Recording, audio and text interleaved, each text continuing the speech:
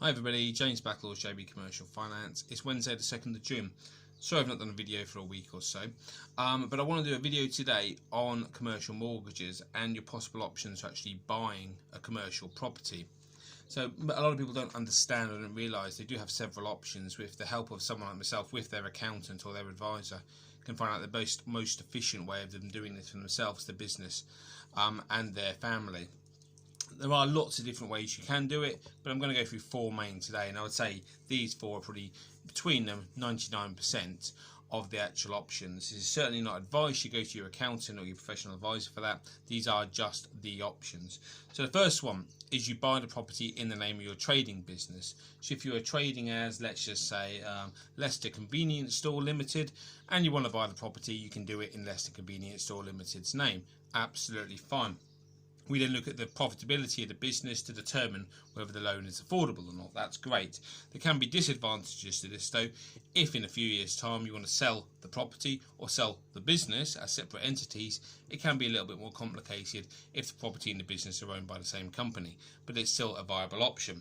The second one is buying in the personal name. Again, was very popular a few years ago, not so much now, but still a viable option. You buy it in your personal name as, let's say, Mr. Jones, and you lease the property to Leicester Convenience Store Limited. They pay a rent, and you take that income into consideration when looking at your personal tax returns.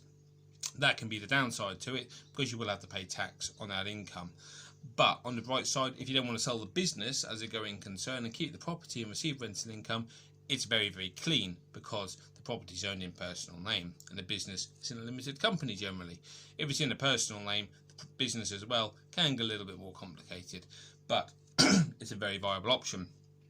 What a lot of people seem to be doing at the moment is buying the property in what we call an SPV, or special purchase vehicle, so buying it in a separate limited company name. So if you've got Leicester Convenience Store Limited as the trading business, you might then buy the property in the name of, let's just say, Leicester Convenience Store Property Limited. Two separate companies, one leases the property from the other and pays a rental income. Can be advantageous if you're looking to then sell one of them going forward. And also you can benefit from, there can be tax benefits to this if you're not drawing the money out. So that is incredibly common. And the fourth one, which is, to many people the preferred option, albeit it can be the most difficult one, is buying it through your pension fund. So you need to have pension fund cash sitting there to buy the property. The rules around pension funds, especially SIPPs and SSAS, can be a little bit restrictive. You can only borrow 50% of the fund value. So if you're buying a property with, let's say, £200,000, you would need to have a fund value of £200,000 to borrow £100,000. Those rules are in place to help prevent small pension funds going bust. So you do need to have a reasonable amount of funds in your pension fund to be able to do this, but quite often people have, because they've transferred over from private pensions, final salary schemes, etc. So definitely a viable option.